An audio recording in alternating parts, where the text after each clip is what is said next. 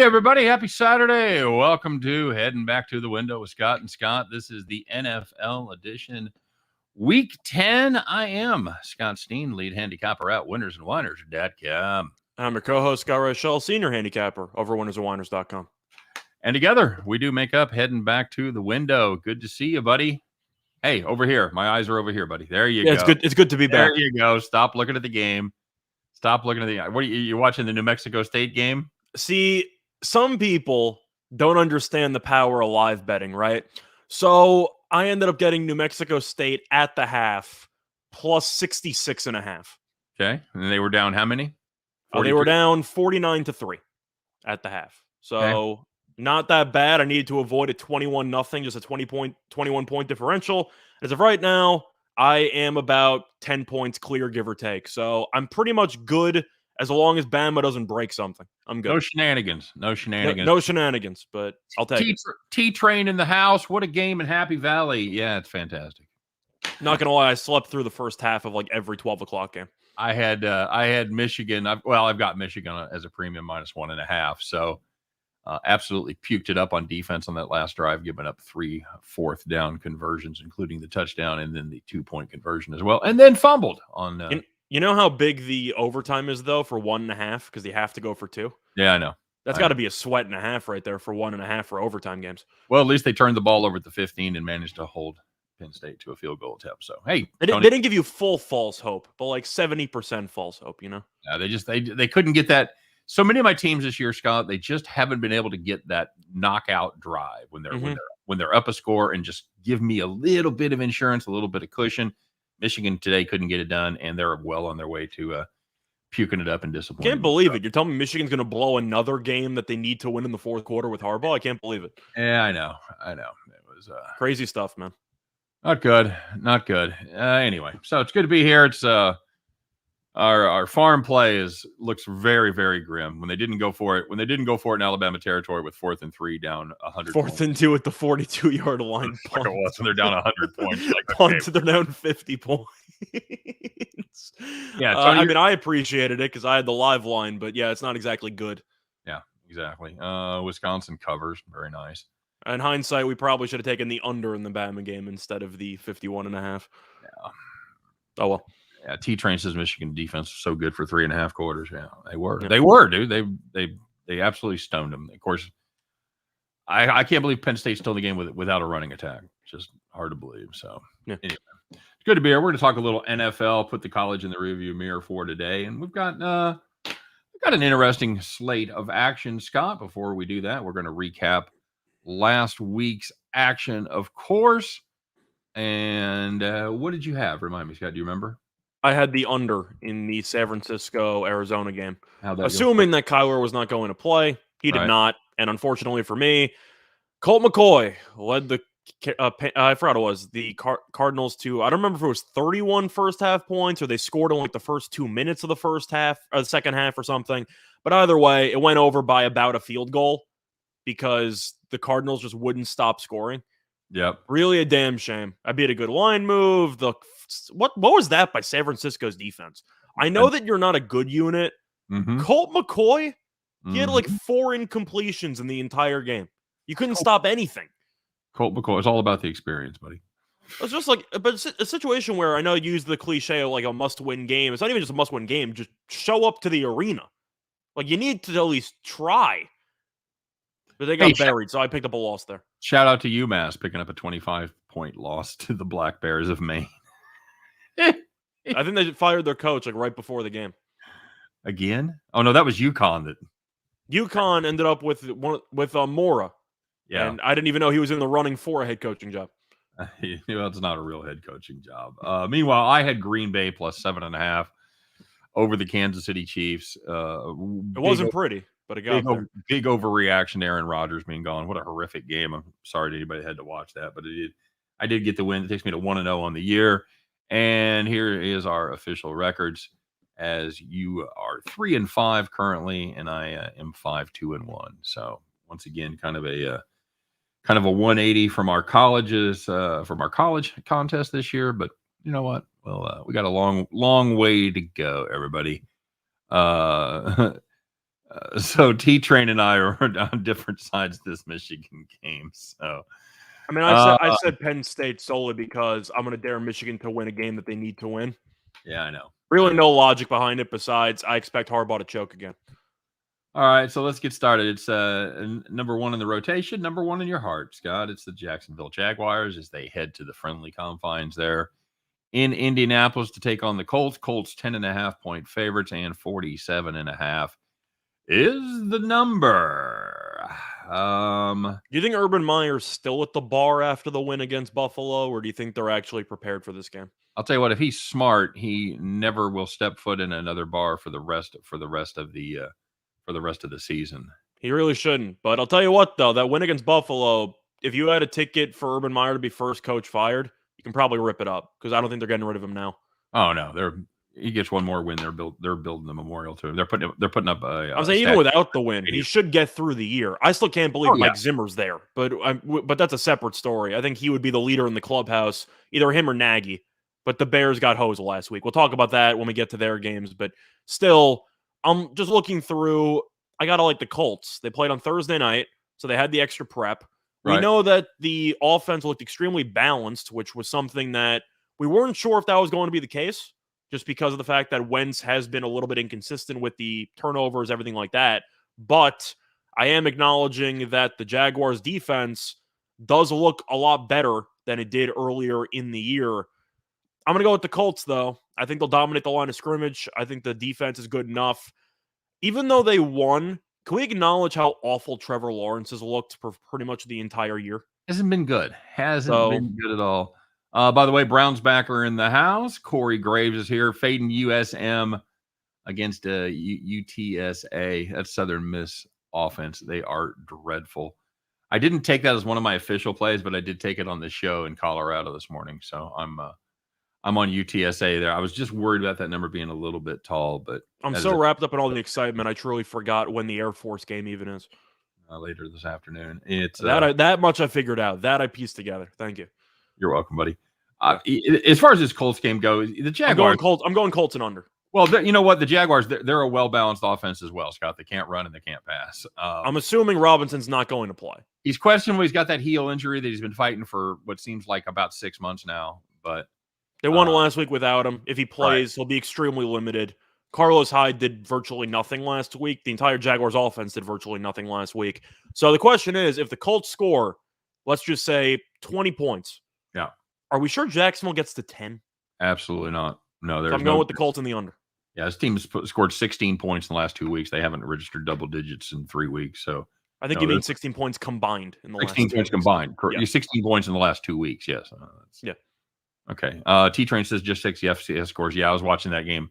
Up until halftime, Maris got 2 quick scores right before halftime. They hit a bomb, and then the Presbyterian turned it over. So, yeah, the over's looking good, and the Presbyterian fade is looking good as well. We'll keep an eye on that as we move to New England up there in T-Train country as his beloved Patriots cheaters take on the Cleveland Browns. Patriots minus 2.5. 45 is the number there, Scott. You know what? A running back room that did not need any more bad breaks got one this week as COVID hit the Browns running back room. There's that'll play. Looks to be a touchdown for Michigan. Beautiful. How about those Wolverines? Never a doubt. Under pressure, Harbaugh, he's the man. Literally, Scott, Dearness Johnson is the only running back available right now. Felton has COVID. Chubb has COVID, or they're all in COVID protocols. I don't want to misspeak here. I'm sorry, but they're all down due to COVID or COVID restrictions. You know what? We saw Cleveland do it against Denver with a couple of running backs. They still had 3 running backs, although Johnson took the main brunt of the carries. Can they do it with literally just one on the roster, Scott? See, the issue is New England just announced that Damian Harris is out. So New England's also shorthanded for the running back position, but they still have Stevenson. They still have Bolden. And Harris, we know, has been very good inside the tackles. We've yet to really see Stevenson or Bolden get a serious run as the potential starter. They've both been very good complementary pieces to the backfield. I think New England's going to find a way. Now, the question is, Cleveland had such a great showing against Cincinnati last week. Is Cincinnati awful? Is Cleveland really good without Odell? Or what's the story there? And the truth is, I really don't know. I think this is one of the toughest spreads or games to predict as a whole this week because of the injuries and the fact that Cleveland, are we fully buying into the Baker better without OBJ? Because I was trying to be against it because I kind of hate blaming a wide receiver for a quarterback's problems. I've reached the point of no return where I just have to believe it, right? Like, Yeah, Baker was ridiculous last week. He was absolutely correct. So let's take a look. Oh, he lives 35 minutes from Southern Miss. That's a beautiful. I'm gonna go ahead and, oh boy, I'm gonna hold my nose and take New England, just because it feels like a game that Belichick's gonna bullshit his way through and find a way to win. I have to do that. I like the under in that game though. I do think both defenses will step up. We know that the Patriots kind of treat Mac Jones with a pretty short leash. Yeah. So I don't exactly expect him to be airing it out all over the place. New England's defense, though, very good. Baker looked really good last week, but I do think New England will throw some unique looks at him, as Belichick tends to do to make other quarterbacks look terrible. I think it'll be close, down to the wire. Cleveland could win the game. It wouldn't shock me. But once again, I found this game the hardest to predict on the entire board. It could really go either way. We both said New England's going to make the playoffs, so we're kind of riding the New England train, right? Agreed. My problem is I don't know how Cleveland does it with a lack of running backs. I don't think Baker is a guy that's going to be able to throw the ball 50 times and beat you. Well, for the record, I do think pretty highly of Johnson. I think Johnson's a very good player. So yeah, I agree, but he has no one to spell him, Scott. He has no one. So Browns backer, maybe you can speak to this. Have they signed any practice squad guys? I couldn't find any information on this that they'd signed another running back. Do they have a fullback of some kind? Anybody? Do they have Peyton Hillis back? Like, do they have anybody? Right. Play the Pats with confidence. T-Train, I'm sure that has nothing to do. I'm sure you're completely objective there, but I would agree with that. I think, and I disagree with your under, Scott. I think this is a game where Cleveland's going to have to throw the ball. I don't know what else they're going to do, buddy. I just am impressed with what the defense did against Cincinnati last week. I think both defenses will look pretty sharp, especially, I know that you're talking about how they have to throw the ball, and I get that. But if both teams are known for their, I don't want to say elite rushing attack, but pretty close to it, and that's a fair statement, then I am a little bit concerned with how these offenses are going to look without their main weapon offensively, because we would agree Chubb and Harris are easily the best offensive weapons for both teams. And you say you're seeing Harris is out? Yeah, Harris got ruled out either this morning or early afternoon. God, I just checked injury report before we did this, and he's not on there. He's officially been ruled out. So you're going to be looking at probably Bolden mixed with Stevenson. I doubt Taylor's going to get any run, but maybe. I think Stevenson's not that bad for an in-between the tackles guy. But, I feel like, once again, flip a coin. I'll go with New England. Well, I'd like to put it out there one more time that ESPN is trash if you use them. They have the worst injury reports I've ever seen. Yeah, they're awful. They're awful. Yeah, Hunt's out as well. He's on IR. Chubb was going to be back, and then he's got the COVID. T-Train says he doesn't play the Pats very often. Okay, that's solid. So I'll take that. I'll take that to heart that he likes the Patriots even without Harris. Even without Harris, Tony, you good with that? Okay. All right. Now your team, Scott, Cowboys, looking to get back on the right side of the ledger after. Oh boy. So can we call that a surprising loss to Denver? I would just call it a no-show, but that works too. A complete no-show. I mean, it's not losing the game is one thing, but losing it in style like that was where they were never in the game. And I think the silver lining is that even though we both liked Dallas last week, at least we both liked the under, so it wasn't a total loss. Right. Agreed. So. I liked Dallas a lot in that game. I thought Denver had nothing. So. Well, you figured after they traded Von Miller, they would just wave the flag on everything. Yeah. No, that wasn't the way that worked out at all. So, no. So can Dallas get back on the right side? They've seemingly got a good opponent here, although Atlanta showed up very nicely last week against New Orleans. Of course, New Orleans has their own problems, but they were able to do it through the air. Natty Ice, 332 through the air, 14.5 yards per attempt. That's solid right there. This team can't run the ball, Scott. Are you going to? Is a one-dimensional team going to be able to beat the Dallas Cowboys? Well, I think in this case, they potentially could because the Cowboys secondary, Diggs has all the interceptions. He gets burned all the time. So I do think that they'll give up big plays. Plus, the only pass rusher, I know that sometimes Parsons does pass rushing, but he's mostly a linebacker. You're looking at Randy Gregory, who has been really, really, really, really good. And he's out. So the Cowboys have absolutely no pass rush at all.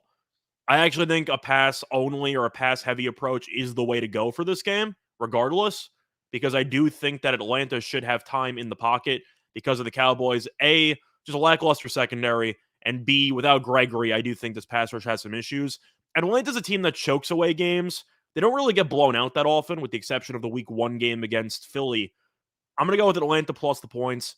Dak clearly looked about, I don't even know, 60% last week, 70% last week. Yeah. He didn't look great. Elliott's banged up as well. I do think it's not exactly a great spot for Dallas with all the injuries, etc. I think Dallas will win. I think Atlanta's going to find a way to lose in heartbreaking fashion. But heartbreaking fashion is good enough to cover this amount of points. So I'll take the Falcons, and I'll go with the over. All right. I'm going to go the other way. I'm going to take the Cowboys there. I just think this is too good of a team, and I'm always skeptical of one-dimensional teams. Even the Dallas can't generate the pass rush that they're used to. So I've got you down for the Falcones. As far as the total goes, I think I'm forced to play the over there. I just don't think I can't play the under. I just can't. I'm not impressed with this Atlanta defense. They give up 19 to Carolina. They give up 20 to the Jets, but they've pretty much been gashed by everybody else. So yes, Alabama is going to cover. They already covered. The game's over. That's right. Yeah, it is. So, but I won. And I think that's what's important, isn't it, Scott? It's important to me. I'll cash that 66.5 ticket all day, every day. Of course, everybody in the comment section is rooting for Penn State here, and I've got the other side of that. So, we don't. Gambling brings people together and rips people apart. We don't always agree, but we do have fun. So. Anyway, we both got the over there. Hey, it's your other team. It's the Scott Reichel doubleheader. Is the two teams you root for? Does Mike White get through the first half? That's the question. Mike White has been announced as the starter. Buffalo Bills, Scott, fresh off putting up 6 points last week, falling apart. They get the Jets. Bills gonna be a little salty on those wings up there at the anchor bar, Scott. The salty Bills.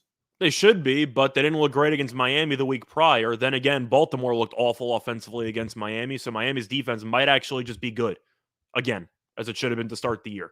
So I'm looking at, boy. It's going to come down to garbage time. I think the Bills will open up a lead because they're against the Jets, and I do think they'll get back on track. The question is, can Mike White go for 350 yards, most of them being in the fourth quarter? Yeah. That is the question. I'm going to go Buffalo. The Jets, I get, are an attractive pick playing on Thursday night and everything like that. And the issue with the Jets was that they couldn't stop the run against the Colts. Luckily for them, the Bills don't run the ball. So I don't know if that's going to really play a factor. But that Jets defense, what an abysmal showing. That was one of the worst defensive performances I've seen in a long time. The Colts probably could have scored 70 if they wanted to in that game. Yeah. I'm going to go with the Bills. I think they'll bounce back against one of the worst teams in the league. Mike White is going to have some moments. That Bills defense, though, Armine, everybody, really, really good. So I'm going to go with the Bills. I think they'll roll. You? Very good. Corey Grace says Cowboys too many points to cover. He agrees with you. I think the Cowboys are just the far superior team there. So, but I think they are. I just think that they are injured, and that's going to play a factor. All right, fair enough. As far as this game goes, I hate to take all chalk here, Scott, but is the Bills really, or the Jets really the team I want to break it on? Assuming no. You know what? I changed my mind. Mike White fever. Yeah, I got the white fever. Gonna be a white flight. Give me the Jets in garbage time. Okay. As far as the total goes, I can't get involved with an over with the Jets. I got the under there. I'm really tempted to take the over because I really think garbage time with Mike White's going to be a beautiful thing one way or another. Do I think the Bills score 35? I'm going to go with the over. I think this Okay. game's going to finish like 35-21, 34-20, something like that. All right, very good. The Jets abandoned the run in the first quarter, so I'm expecting to see a bunch of pass plays. Baylor ends up winning that game, by the way, 27-13. Can we finally put a fucking stake through the heart of this Oklahoma team? God damn it. And just like that, the Big 12 is dead. What a conference. Another great showing by a Power 5 conference this year. Not good at all. Not good at all. Hey, life without Derrick Henry continues week 2 as the Titans host the Saints. Life without famous Jameis Winston. Two pretty big pieces missing. Titans minus the 3. Scott, they showed up big time last week without Derrick Henry. Does that happen again? I'm going with the Saints here. Sorry, not the Saints. Sorry, I'm going with the Titans. I was going to pick the Saints, and then Kamara got ruled out. Mm-hmm. How the hell am I supposed to pick the Saints with no Kamara and with Trevor Siemian at quarterback? Can't do it. Can't do it at all. There's no way. And probably the most surprising part for me, this Titans team this year has been their pass rush. They went from absolutely dead in the water with the pass rush last season to respectable, and they've got the one cat there that's really come on.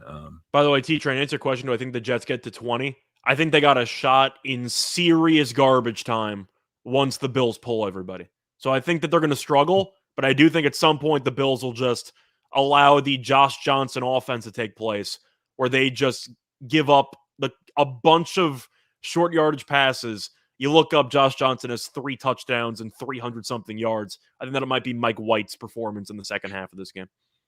But, okay, solid. Yeah, I don't even want to go. I don't want to go down that road. I think if you have a book where you can get first half under on the Jets, you can get first half under on what 20. Yeah. Wait, for the first half? I mean 10 rather. I don't even know what the team total for that game. Well, let's see. It's 13, 40, 47 and a half, 23, 7 is 70. Yeah, you're not gonna get 10. Yeah. It's gonna be around 17 or so. Yeah, that's too low. They may not get to 20 though. All right. Nathan's asking what's going on with Utah and Arizona. The answer is don't take favorites of Pac-12 teams. They're all terrible. What's Utah doing there? They're losing to Arizona right now. That's scandalous. Because it's the Pac-12 and every team sucks. So that's why blindly it's like, all right, the Pac-12 is why I can't bet the conference. But for the Saints-Titans game, with no Kamara, with Siemian at quarterback, what are they supposed to do? I don't know. I'm going to give it to Ingram 20 times. I actually think Tennessee's defense has been showing signs of life. Mm-hmm. Tennessee's offense has looked better. Even without Henry, I thought they did a decent job. They weren't amazing, but the Rams' defense is pretty good. Give me the Titans in the under. With you. I've got the same play there. Titans in the under as well. Moving on to our nation's capital as the hated Buccaneers come to town, right and buy my Buccan hat. You know that joke, Scott? No, I do not. There's your Buccaneers right under my Buccan hat. Ah, nice. Solid. All right. 1-8 Arizona, the shit pit of that league. I agree, Nathan. What are they doing? Thomas Bowe. Good to see Tebow stopping by. Public plays, Rams, Bucks, Titans. Yep. R. Bragg in the house. Cash it. Says under the Saints Titans. Yes, Scott and I agree that it will be the under in the Saints Titans. A couple. Saints defense was good for about 3 quarters. Then the fourth quarter happened, and Matt Ryan picked them apart. Yep. As far as this game goes with the Washington football team, you see anything about this team you like yet, Scott? No. The only thing I liked about them early in the year was I thought Heineke was fun. Mm-hmm. I realized about 2 weeks ago he's terrible. Like, if you've been watching him over the last month, he's completely fallen apart. Well, you know what? We talk about it in baseball a lot, where the league ends up getting film and a book on a guy, and I think that's the case with him. They're starting to map his tendencies, and it's not going well for. He's atrocious. Now, Heineke, I still think is fun. I think he's a capable backup quarterback that you'd bring in at some point. He shouldn't be starting. Now, NFL teams have been awful this season off the bye. But Tampa's better in every single area. I know that you have no Antonio Brown. You have Gronk ruled out as well. Godwin's going to be a game time decision. So there's a real chance Tampa Bay's down a bunch of guys. So I would probably pump the brakes on betting Tampa until you find out the status of Godwin. Because if you're just have Mike Evans and a bunch of random guys out there, I do think that's a bit concerning. Right. But for me, Washington can't score. They can't stop anybody. I got to go Tampa. I'm not happy about it, but I think it's a good spot for Tampa because Washington struggles at pretty much everything that Tampa's good at. Yeah, that's these are two teams that have been overvalued by the markets and or the bookmakers all season long. Tampa Bay 6-2 on the year, just 3-5 against the number. Washington just 2-6 on the year, even worse against the number, covering just 1 out of their 8 contests. But if you look at the teams that Tampa has struggled to cover against, Tampa has struggled to cover against some good teams. They didn't cover against New Orleans. They didn't cover against Dallas. Those teams. Is New Orleans a good team? New Orleans iffy. They had Jameis for about a quarter and a half. You can make an argument that New Orleans is fighting for a playoff spot, but they're still going to probably finish around 500, maybe slightly above 500. Yeah. Washington might win 5-6 games? Maybe. They better hurry. Maybe. So the Buccaneers did a great job against Chicago covering. They've covered against some awful teams. I think the Washington team fits that bill. Plus, with no real bonus of using Antonio Gibson just because of how injured he is and how useless he's been for the last couple of weeks. They can't run the ball against this team because Tampa Bay's run defense is good anyway. Do I trust Heineke to throw the ball frequently? No. I think he's going to turn it over. I think he's going to struggle. So I like Tampa. And my hot take, I'm taking the under because I really don't think Washington's going to score that many points. Okay. Well, the problem is this is a Washington football team that has shown themselves to be susceptible to good quarterbacks. Mahomes put up 290. Rodgers had a decent day, but they were able to that was just a situation where they got a lot of turnovers and things.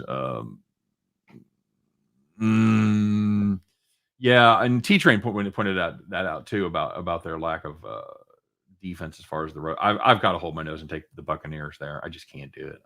Yeah, and I got to go with the under because I know Washington's going to have issues scoring. The issue I have with Tampa, I don't know how many normal starting receivers they're going to have. It might be 1. I don't know if Godwin's playing. Yeah, true. So I can't take the over if Tampa's going to be compromised in terms of depth. Agreed. Oklahoma falls. Yeah, they do. Fuck Oklahoma. I don't know if they fell. I would say they crumbled. Yeah. There's a lot of words you can use. They died. You could really say anything you want. They got completely destroyed from start to finish. Man, there was 2 really good bodies of trends that went the opposite way on that Oklahoma-Baylor game. I mentioned that earlier in the week. Somebody asked me about trends on the Daily Show, and I said trends are tricky because if you dig deep enough, you can usually find a trend to support both sides. Mm-hmm. So that's why I feel like trends are good, maybe in small doses, but if you're only basing your handicapping on trends, you're going to have a problem. In college, especially. In college, those kids are lunatics. So, by the way, anybody that affected, I just had it come across the wire. Jimmy Butler is out tonight for Miami. So, if anybody's looking at the Heat, you've got the Buccaneers in the under as well. Yeah, I have to. Okay, I got it. What are we riding all chalk here? Okay. I wouldn't say all chalk, but you should because you're all chalk so far. Oh no, you got the Falcons. I'm sorry. Damn right, I got the Falcons. You got the Falcons, and I got the Jets. Fucking don't you forget a great week. Nathan's pointing out that we forgot to talk about that. I mean, there's so many weird things, but the Oklahoma State getting beat by Oakland. I'm not surprised. I don't get what the motivation. I'm surprised because, of course, you look at the teams and you say, well, Oklahoma State's supposed to be good. Of course, they lost Cade Cunningham. But once your team officially gets ruled out of playoff contention, I assume that the level of urgency plummets. Because Oklahoma State can't make it to the March Madness tournament this year. So I'm expecting them to struggle. Who cares? What are they on probation? Yeah, they officially got ruled out for the tournament this year. Oh, I forgot about that. Yeah, so the point is, if that's the case, are the players really pumped to play a game against Oakland when they know that there's no reason to even go through the season? Half the players are going to transfer. I'll answer that question for you. Apparently not. Apparently not. I think half the players are going to transfer. Welcome to our NFL combo show. It's a combo show, but somebody brought it up. I'm just saying. Once Oklahoma State, people have to remember the motivation angle. And if he can't make it to the tournament, why even bothering? Lincoln Riley mad. Yeah, he's gonna be really mad when he ends up coaching at Florida Atlantic, where the fuck he's headed. No, he's Lincoln Riley. He ain't going anywhere. But still, another disappointing year for Oklahoma. They just didn't have to wait as long as they usually do to be disappointed. I heard a bunch of articles saying that they were stacked and had new recruits, but yeah, they had new recruits. When you lose the number 1 pick in the country, that's kind of a tough thing to get back. But the fact that they couldn't even make the tournament this year, I'm not going to say they're a fade in conference play, but I wouldn't lay big numbers with them. Let's put it that way. I haven't seen, and I haven't thought to look it up. What's Cunningham done in the NBA? He's been terrible. He's been awful. I haven't heard his name get called much. So. He can't shoot. The entire Pistons team is actually, they have right now, they're shooting less than 40% as a team. It's the lowest field goal percentage by a team in like 50 years. They cannot shoot the ball. Okay. It's crazy. Well, I want you to remember who told you that Cunningham was going to be a bust. I said that I thought he wasn't athletic enough to be a seriously great player in the NBA. It was me. I can shut up. You thought he was a bust. I thought he was going to be an okay role guy, whatever. I still think he might be, but number 1 pick in the draft. I was all over Jalen Green, who hasn't looked amazing either. Yep. Shout out to Mobley and Barnes. They've been really, really good. The Marist spread went down to 10. Did it really? Yeah, Presbyterian covered last week. They were due to cover again. Update on that score. I just turned that on after the Michigan game ended. It is 50-14 with 3.5 left in the third quarter. Marist is up. So you're looking really good as far as covering. I'm looking. You're looking fine too. You got the over. No, yeah, I'm looking pretty damn good. You're about locked. But I never saw a line on Marist. Man, it's can we say who's got it? BetOnline has it. We don't like. I thought you were supposed to say if you like to bet online, then we know where to find it. I should, because some of the offshores don't have it. I've got a lot of the offshores, but BetOnline consistently has the Presbyterian line. So as far as the legal books go, Scott, I don't know. I don't have one. Nathan's talking about St. John's in basketball. I'm not going to spend that much time on it because this is a football show. I'm kind of interested. I don't know what to think of St. John's. They really like that team. I think they'll make the tournament. St. Peter's actually gave VCU a run for their money in the season opener, and St. John's played against basically an 8th grade team. So I can't really read much into St. John's and if they can cover this big number, but I do lean St. John's. I think that team's good.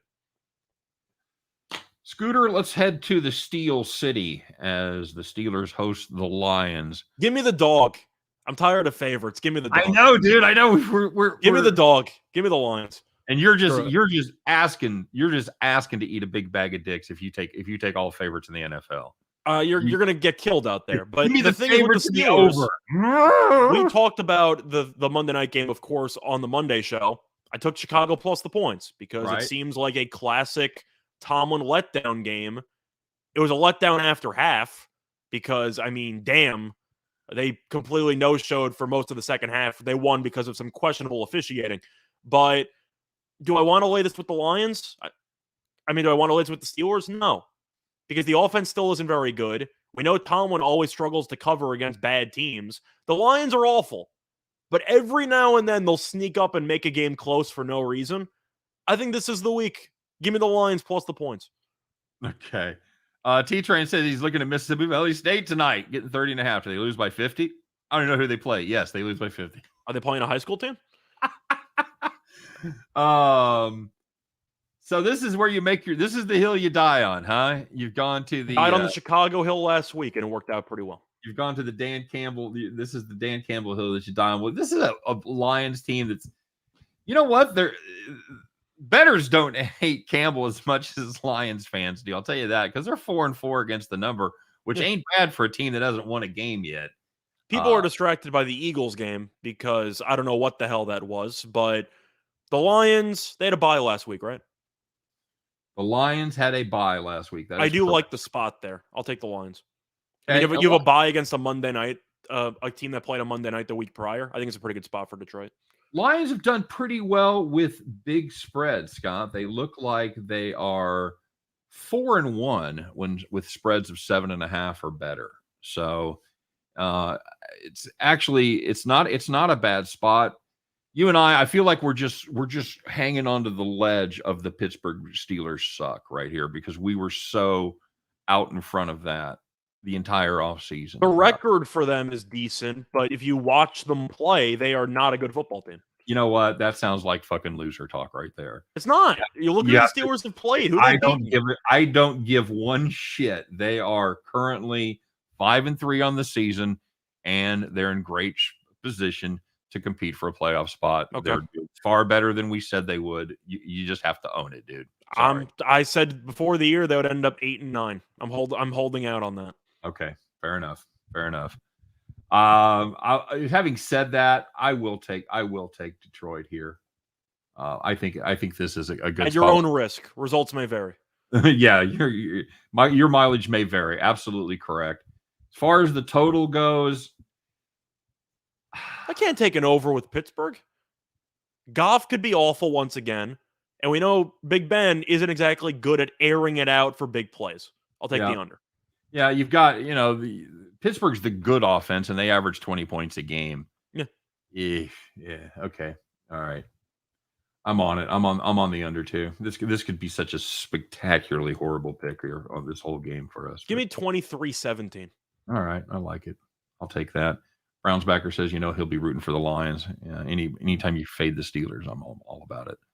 I probably like the Browns. I don't like Baltimore. I really don't like Pittsburgh. I like Cincy. You mean this year or just in general? In general and this year. I'm talking about just. Do I like to? I don't know if I like Baltimore because they always choke in the playoffs with Lamar, but I do really respect Harbaugh as a coach. I think he's one of the best coaches on the planet. Nathan needs the Utes to put their foot on the throttle. Put on the throat. Yeah, you got UTSA. God, yeah. What the fuck is up with the Utes? Pac-12, man. I dodged that bullet, but not by much, man. I thought it just about made the list. Damn psycho town. Yep, agreed. Okay, so Lions under there. Chargers -3, and I think you got a total on that. I've written down 5.5. I believe that's wrong. Is it 50.5? Is it 50? For the Chargers game, I see 53. Okay, 53 flat.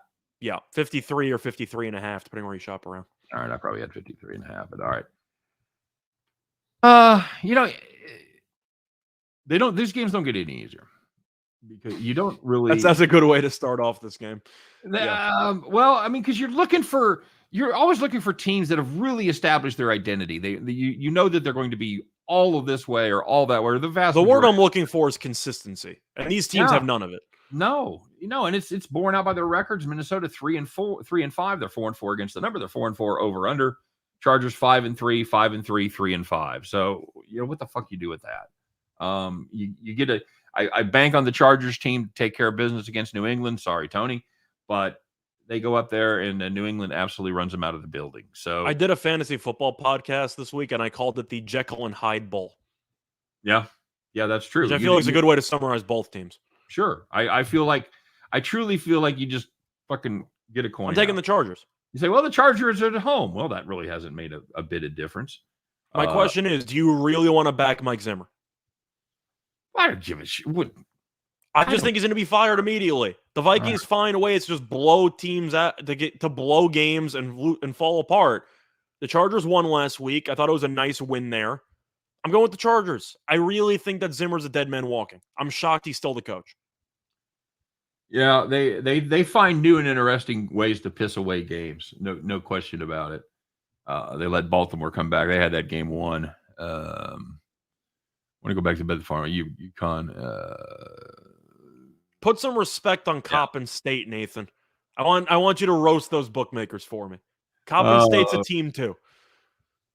At the end of the day, Scott, you're telling me with this line, you're telling me that those teams are equal, as Basilak's going to go. By the way, good for Basilak. I don't think these teams are equal. With a 3-point favorite, right? That's what they're telling us. You say the Chargers are better. If neutral field, it would be an even match. Mm. I don't believe that's true. I believe the Chargers are a better football team. So I don't know how Minnesota will figure out how to do it. At least the Chargers don't piss them away late. They puke up the game and they're never in it. But as far as the total goes, I'm not going to get involved with Vikings defense to do anything that I need them to do. I'll play the over there. I find betting totals with the Vikings so difficult because you never know which Kirk Cousins is going to show up for the actual game. Right. They put up 13 and 10. You go, well, fuck, they're an under team. And then they just bust out. And then, of course, the defense ends up sucking. So what train you riding here, buddy? I'm going to go with the under because even though the Chargers put up 27 points last week, they moved the ball well. I don't know if 27 against Philly is good or bad. With that much success that they had with 350-something passing yards, etc., right? They should score 30+. Right. I'm going with the under. Okay. All right, I got you. T-Train talking about that Chargers game last year that New England won 45-0. How do you beat anybody 45-0 with Cam Newton? That's a great question. I had money on the Patriots in that game. Oh, did you have them to cover 44.5? I had the money line. Okay. So I was on the dog there. Shut the fuck up. They won 45-0. I had the money line. Congratulations. They were underdogs. I don't know. You take Belichick to win some random games. But I think that factored in a lot to Anthony Lynn. I do think that their new coach is good. I think Staley's highly overrated. He goes for it all the time on fourth down. Congratulations. I think he's an overrated coach, but I think he's pretty good. Henry Martinez, this is something that I would do. He said, my dumbass took UAB minus 13 on accident thinking it was Auburn. Was trying to tell Reichel because I knew it was going to break his losing streak. Auburn was a really, really fun game, by the way. I don't know if you kept tabs on that one yesterday. I had Auburn minus 24.5 against UL Monroe. They trailed by 2 at the half. They outscored UL Monroe by 30 in the second half. so instead of in the rocking chair, he was sitting in the electric chair, but he got away with it. You won though, Bama, Auburn, close enough. Alabama, Birmingham, they're all close. Whatever. They're all cousins. Ninja brings up a question that we get asked probably more than anything else as far as the technical aspect of sports betting. Do you buy the hook? Scott, how do you feel about that? I will do it occasionally. If I'm ever buying a hook, it's with the dog. I really don't buy the hook with the favorite ever because I'm going to be laying 7, then I'm expecting them to win by at least pretty much 10 points. That's usually how I go. It's when you're taking the 16.5 point dog and you really want the 17 that you consider taking the point. So do I ever buy? Not really. I learned a while ago. I used to buy all the time. I used to be a huge buyer. NBA, totals. I was doing that throughout high school. And you realize long term, you're getting killed in terms of return value if you're just buying points all the time. So no, I would say I do it sparingly. But I always shop my line. So occasionally you can find a free half point out there. I'm embarrassed to tell you that I will occasionally do it as well. And I'm only embarrassed because I know the math, and the math doesn't support buying the hook ever under any circumstances. Yet I still find myself doing it, and I will do it with favorites. Scott, if it's a 7, I'll buy it to 6.5. And it depends on what the juice is. If I'm getting a good price, if I'm getting like minus 105 anyway, and it takes it to minus 120. Yeah, I'm more apt to buy. That's fair. I think the ceiling for juice, I'm never laying more than 120, 125. Yeah, 130. But usually if you're buying a key number from 7.5 to 7, or 7.5, you're buying that 7 to 6.5. Usually it's like minus 135, minus 140. That I don't think is worth it. Nathan Cerna says the hook is the difference between the L and the W. Absolutely, but it doesn't happen enough to justify the extra money that you're giving away because you've got to hit. And if you're interested in the math on it, there's some places on the internet where they have the math broken down really well. But basically, it comes down to the fact that you're going to be paying an extra 20 cents, Scott, roughly, if you're hooking down key numbers. It's 20 cents for an exact outcome between 2 points. Right. So you've got to have it be relevant 6 times for that to be a positive play, and that hook does not come into play 6 times. You've got to have it hit 1 out of 6. The hook has to be relevant for it to be profitable. That doesn't happen. That's the math in a nutshell. So I agree. For basketball, though, I really don't buy points ever. No. If you're going to be laying 5, 6, you're preying on some free throws to not screw you at the end anyway. I don't think buying in basketball is really worth it. Yep. Browns backer said took Purdue. Line went to 18. What did we do on that one? I was on Ohio State. You were on Purdue. We both love the over. Yeah. Okay. Panthers at Cardinals. Cardinals minus the 10. 44 is the number. PJ Washington season. PJ Walker, PJ Walker season. Okay, so we'll ask the question that we always ask: Is he better than Darnold? Is it a downgrade? Right. You've got the questionable starter, and now he's hurt. So we've got PJ. I don't know, to Walker. Yeah, Tucker. Walker. Yeah. Walker. Okay. Whatever. Yeah. Yeah. Where we at? Where we at on this? 10 points. That's a ton. Cardinals, very good team. They shit the bed exactly one time this season. I'm gonna take Carolina plus the points. Carolina. I don't think Kyler's going to play. Well, my question for you is: if Kyler's banged up and you won with house money, you pulled the Cowboys maneuver, you won with your backup quarterback, right? Don't you think that buys Kyler an extra week? I think it does. I don't think he's going to play. He is, officially questionable. What's the point? I worry about that. I'll tell you what else I worry about, Scott. I worry about Max Garcia. I worry about the offensive line. That Carolina defense, though, is really, really good. Except when they're not. But yeah. Except when they're not. But it's not their fault when they're on the field all the time because Darnold can't get a first down. That's true. And that is undervalued, I think, a lot in the NFL. And that's something, if you guys have been listening to me for a while, either on the premium side or on the free side, you know that I really value that. So it makes a huge difference in the second half, and it makes a huge difference as far as personally making live plays. I keep pretty close tabs on time of possession when I'm making live plays in football. The bright side for Carolina, Cam Newton will not be playing in this game, so I like Carolina plus the points. Is that a good move to sign Cam Newton, Scott? If you want to help morale, I don't think he can throw the ball. I don't think he should be in the league. I think if he's going to be in the league, I would hire him to be my QB sneak specialist and only bring him in for like short yardage goal line situations because so many quarterbacks have no idea how to sneak the damn ball. But no, he can't throw. Now, is Walker good? Not really. But I do like the defense. I think unlike San Francisco, they will show up. I think they'll do a good job containing Connor because really nobody's been able to run on Carolina all year long. And Hopkins is still banged up. I do think Carolina's going to keep it close. Give me the Panthers. Fuck. I'm taking so many favorites here. I feel like I ought to be eating dollar shrimp cocktails and looking for the high roller to ride. See, I loaded up for the winter on favorites during the early slate, and now I'm loading up on the dogs for the later slate. Fair enough. Yeah, I'm just gonna. Do you want to lay 10.5 with Colt McCoy? My answer is no. I'm not impressed with this Panthers team, especially on the road.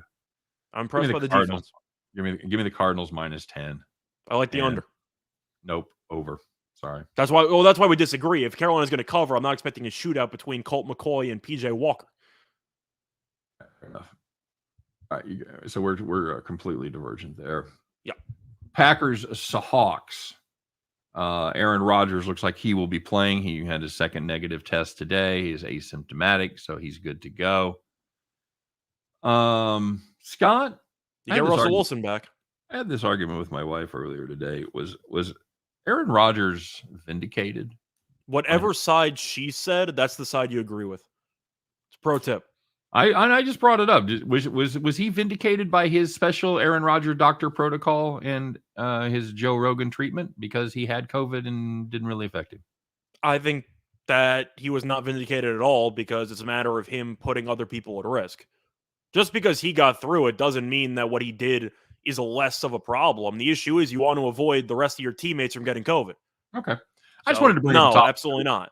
I just wanted to bring up a topic with the biggest amount of potential to divide everybody in the comment section and get us fucking yelling at each other. So. Just saying, if she disagreed with you, you'd save yourself a lot of grief if you disagreed with her. I didn't really have a point one way or the other. I was really just asking the question. By the way, I just hit my over. And your Marist, they just put up their 57th. Get home. Get in there. Red Foxes, get in there. It's going to take them to a 36-point lead with roughly 13 minutes remaining. Cool. I think, is that right? They already put it up there. Maybe they already put it. Maybe that just got it to 50. It looks good. Let's put it that way. Either way, I think we're golden. So congratulations to those of you that rode our Marist train one more time, man. I had to go last second Marist because it was the final game. I couldn't not. I had to bet against Presbyterian in the final game. What kind of co-host would I be if that's literally the only thing we're known for on the college show. Right. I have to do it. And I just had to do it. I in real life, I made that same play that you did. But for the show, I had to take the over because the over had been cashing too. I think the over. Well, you took it first, and then I stole your thunder, and then you felt bad. Yep. And you're like, you know what? We're not going to share 2 plays. Right. So let's do this. And I'm like, I'm going to do a different play. Yeah. The same thing. You're expecting Maris to put up 60. That's basically how it's going to go. Well, guess what? Yeah, they put up 57 so far. So I'm a victor already. I can do my dance, and you, on the other hand, you look pretty good. So cool. Bill Moore says he just hit his Maris Presbyterian over 72. Scott, do you think we've moved lines on Presbyterian games? Have you heard? Apparently not, because Presbyterian went from 13 to 10. If you heard anyone else in the nation talking about fading Presbyterian, and I'll put that to the comment section. Have you guys read anything or heard anybody besides us talking about fading Presbyterian? We will gladly take full credit if nobody's realized, because I haven't heard anybody talking about Presbyterian. I haven't either. Nobody. Nope. And we were on the over early. We were on the over train with Presbyterian, and then we started noticing that they just weren't competitive against scholarship teams. So it was an over, but then Campbell won by 70, and you go, why are we not just taking -9.5? right. But so yeah, God bless you. I still need him to go over 75.5. You have what, like 11 minutes? You're home, Ted. It's at 77 now. Congratulations, buddy. Cool. Ted hit he's got Maris -11 in the same game and over 75.5. I don't want to jinx you, brother. I think you're in good shape. Your over has got home. Nathan didn't hear Presbyterian was playing. Nathan, no. You got to watch the college show, money. Man. Here's some money, brother. You got to watch the college show. That's right. Got to watch the college show because it's the last week. Yeah. They're not going to a bowl game. Hell of a run, by the way. That's a Hall of Fame run for betting. It reminds me, I told you this earlier, it reminds me of Eastern Michigan about 7-8 years ago when we just reminds me of Mississippi Valley State, but in football. Yeah, good one. Packers -3.5. Seahawks, Scott. Packers, I'm taking them right here. Russell Wilson is back. Chris Carson most likely will be back. I don't care. Aaron Rodgers is angry. He's pissed off. He wants to show the world that motherfucker, he's back. COVID ain't got nothing on Aaron Rodgers. -3.5. I got the Packers. 50.5 is your total. Oh. You want to take an under with Rodgers versus Wilson? I don't, and I'm not going to. Give me the over 50.5. I'm taking a lot of overs. This is just going to be it's this donk city for me, Scott. This is it's favorites and overs today. Don't do this at home, kids. I'm going to surprise some people here. I'm taking Seattle in the under. I'm going to take a bold stance here. I feel like even though Rodgers is back, he hasn't practiced basically all week. And B, we've seen athletes in various sports struggle immediately after coming back from COVID. So even if Rodgers plays, I'm not expecting him to look like peak Aaron Rodgers. I think he's going to struggle a little bit. Now, Wilson, of course, is coming off of injury. So you can make an argument he won't be sharp. That's why I'm leaning towards the under, because I do think both quarterbacks, despite being elite, should be, let's just say, less than 100% accurate, maybe around 70% accurate, give or take, for this game. But I like Seattle at home. I think this game's going to be close. Might surprise some people, but I'm going to go with Seattle, and I'm going to go with the under. Hot take. Scott, you play parlays? Sometimes, usually if they're correlated. What's the biggest? How many legs will you play? What's the max? Am I actually trying to win, or am I trying to have some fun? Trying to win. Not just something you don't have 20 bucks every on. now and then I'll do like a 4-teamer. Okay. But I'll throw a small amount. But I'll go UFC method of victory parlay. I'll go like 50 to win like $4,000, and I'll just throw some stuff out. But usually if I'm trying to win, 2 picks, sometimes 3, unless you're doing like a money line huge favorite like 4-picker, you know? Okay, very good. Hey, Jones in the house says you guys are so informative. You know a lot. Thanks, Joan out there in LA. What about you? Joan looks like another team for your Rams. I'm a slave to the math, Scott. I just it comes from working in the casino, my casino background. I can't make myself do it. I will occasionally play. I like playing money line parlays. Yeah. I like playing teasers. I'll play a couple 2-team teasers every week. I think there's value teasers there. I like. But as far as the parlays go, the math just doesn't work for me, man. I'll go with the $50 to win $4,000 on UFC. if I'm going for exact methods to have some value. Because if you followed what I did last week and you had a couple of those plays, if you parlayed a couple together, you probably did pretty well. Yeah, absolutely true. Sorry about that, Joan. She's in PA. Which side? Pittsburgh. Yeah, you're on the Pittsburgh side, the Philly side. Two very different places. Meanwhile, we're coming down the home stretch, buddy. Hey, it's speaking of psycho teams. Can I introduce you to the Denver Broncos as they host the Eagles coming west to play at Mile High. No offensive coordinator. Broncos -1.5. 45 is the number there. They are down there. Offensive coordinator, like you said, he's out with the Rona. You doing UFC? Joan likes UFC. You're doing your UFC video later, or have you already done it? I already did it. All right, it's up. Go check it out. And card is already like midway through. Okay. Oh, is it another daytime? What the fuck? Why do they do that? Because they can. I don't know. Okay. All right, fair enough. Oh, there you go. 2 hours from Philly. All right. Well, welcome, Joan. My bad about the LA. Very different. Hit a 4-legger with UFC last weekend for you, Scott. How about that? Definitely a nice card for us. Is that a great? Honestly, and I know we're running late here, but would you rather win? Would you rather have somebody tell you that like I hit a 4-teamer based on your advice, or would you rather hit one of your own bets? I'd rather. You know what? That's not a fair question. They usually overlap because I'm betting every play that I give out. Right. I get a special joy about that when somebody says that I was able to help them out. Yeah. Because they're not shy letting you know when they've backed you and you've lost. Mm-hmm. So it's good to hear the good stuff every once in a while. I'm just saying we're all creatures of ego. So yeah. All right. Broncos -1.5 without their offensive coordinator. The Eagles, Scott, last time Broncos played an RPO heavy team with a big running quarterback, it didn't work out too well for them as Baltimore came to town. Now, I'm not saying Jalen Hurts is Lamar Jackson, but they do run a very similar type of offense. You know what? I'm taking the Eagles. I am too. I am taking the that seems like a free underdog right there. And for the record, when we say we're taking somebody +1.5, almost always we're taking on the money line at plus value. That's again a thing that it's much easier for you to just look up the math on the internet if you're interested, and have me try to explain it without graphics and shit. But yes, I know that Denver was very good last week. It was one game. Okay. If they do it again, we'll tip our hats and say, you know what, we need to reevaluate our Denver position. Like the Eagles beat the Lions by 40. They lost to the Chargers the following week. It's a week-by-week league. Don't overreact to the one-game performance. Joan wants you to know that she rides your tail, Scott. So thank you. I appreciate that. It's good. I thought you had that cut off at birth, but it's good to know. That was more of a cord. To me, this is, if the Broncos do it again, congratulations. But just like I backed Dallas, despite their horrible performance against the Broncos, I can't overreact on the Broncos side either. I've got the Eagles here. Broncos still having trouble scoring. Yeah. I like the under.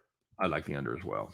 Okay, very good. And we finish it up. I think everybody knows how I'm going to play this one. Chiefs -2.5 at the Raiders. 52 is the number there, Scott.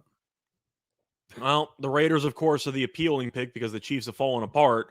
I think the Raiders are about to fall apart. And I said that last week. I like the Giants' money line as my bold call. Not really a bold call, but that was my underdog pick, so to speak, and that got there. Give me the Chiefs. I know you're going to take the Raiders, but give me the Chiefs. Absolutely, 100%. Until they show me, Scott, that they can do something. Okay. I got to fade them. I don't blame you. I just think the Raiders are a team without Ruggs. They really just don't have many guys offensively. Got Hunter Renfrow. What are you talking about? I'm a huge Renfrow guy, but he's not exactly an over-the-top guy. Well, maybe they'll remember that. Maybe they remember that Darren Waller plays for their team. Maybe he hasn't. I don't know. It feels like he hasn't caught a pass in 3 months. I'm gonna play the under here, bud. I agree. The under in a Chiefs game, but everybody in Kansas City. There's two camps of people in Kansas City. There's the everything is going to be fine. It's the Chiefs. You've seen them play. You know what they got. And then there's the other camp that I happen to be a part of. Like, well, I don't know what happened, but they've had 8 games to do it, or 9 games rather, and they haven't done anything. They've played one decent game, and that was against Philly. And even then, they give up 400 yards to Hurts. So, fuck it. show me, prove it. Let's do it. I got the Chiefs. I got the Raiders plus 2.5. I'll play the under with you as well. Yeah. All right, very good. That's gonna wrap it up, man. How about that? Yep. Oh no, we got to do our picks. We got one thing remaining, Scott. And oh yeah, losers walk. I despise. Oh, wait. I didn't do it yesterday. Wait. Get ready for our 5,000-star whale play. Fade the Public Sharks 1 million unit lock of the century. By the way, in a joking form is the only time you're ever going to hear either one of us use the word lock. Yeah. So Or for I the got locked record, out of my house. Yes. as you can tell from the NFL record, NFL has not been too kind to me this year. I've despised betting on the actual league this year. Let's put it that way. But for this one, I'm going to go to an all reliable, which I haven't done in college football in a long time. I'm taking a quarter play. I'm going to do it because screw it. I'm taking Buffalo -3 in the first quarter against the Jets at -110 on DraftKings. The Jets, we know, if you don't know, the Jets are the worst first quarter team in the league, and they lap everybody about 3 times over. They are abysmal in the first quarter. And to go through the numbers here, Buffalo ranks 5th in the league in first quarter points per game. The Jets rank last. Buffalo ranks 1st in first quarter points allowed per game. The Jets rank last. I think Buffalo, after losing to Jacksonville, is going to be extremely pissed off. And I think they're going to end up going out and beating up on a Jets team early on. I mentioned the garbage time angle with maybe the Jets coming from behind to put a backdoor cover in. But Buffalo, after that Jacksonville game, I do think will get off to a decent start. The Jets are so bad in the first quarter. I got to take it. Well, those numbers extrapolate out to the half too. We played anti-Jets last week as far as a premium play goes in the first half, and they're abysmal. Browns backer, I'm trying something, okay? Bear with me. It's a quarter bet. Damn it, I've been good at quarter bets. Let me have this moment, man. Let me have it. And I couldn't have been fucking happier when you clanged your extra point off the upright to tie on the first quarter bet that you made. I don't remember how many quarter plays I took. I want to say I took like 5 or 6 in college.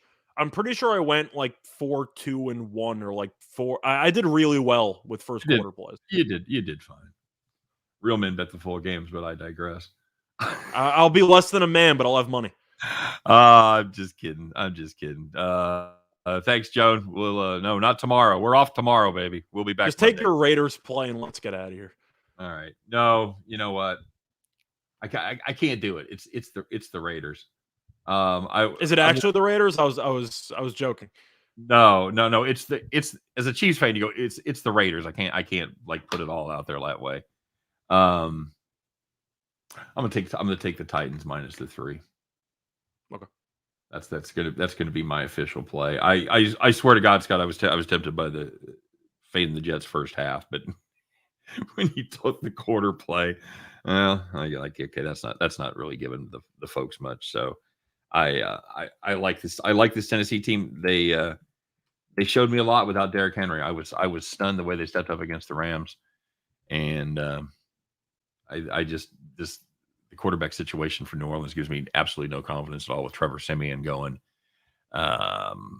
Just not a fan. And then they're going to be without Kamara. So I'm going to overreact to one team losing their running back and not react at all to the other team losing their running back. And I'm going to take Tennessee -3 points against the New Orleans Saints. So there you go. R. Bragg says Notre Dame team total over 36.5 tonight. Have a great weekend. We'll do it. Hey, everybody. Thanks for joining us, man. This has been a lot of fun. I'm looking forward to a Sunday, just watching some football and doing some stuff there. So for everybody, good luck on all your plays. Thanks for stopping by, checking us out. Don't forget to comment, like, subscribe. You know the drill, all that good shit. Scott, you got any final words? No. Hopefully the UFC plays cash. Hopefully my college plays cash. Pretty sure I'm 2-0 so far, so I'm in good shape. But hopefully everyone picks out some winners this weekend. There you go. You guys have a great weekend. Thanks again for being part of the show. For me and for Scott, we'll come back and do it all again on Monday. We'll see you guys then. Take care, everybody.